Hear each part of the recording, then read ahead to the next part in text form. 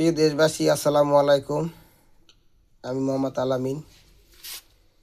মুসলমান ভাই ভাই, কিন্তু আফগানিস্তান আর পাকিস্তানের যুদ্ধ এখন আবার শুরু হয়েছে। এই যুদ্ধ হওয়ার কথা না। ভাই ভাই তারা মিলেমিশে থাকবে।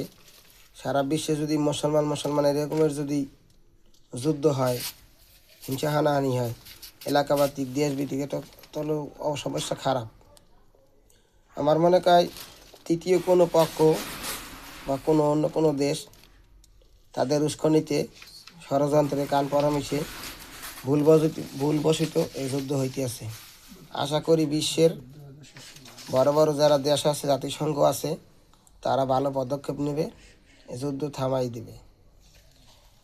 আর আমাদের বাংলাদেশেরও চোখ কান খোলা রাখা উচিত।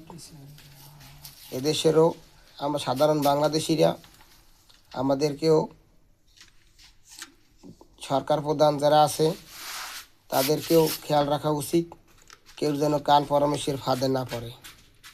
আশা করি আল্লাহ আমাদের সবাইকে হেফাজত করবে।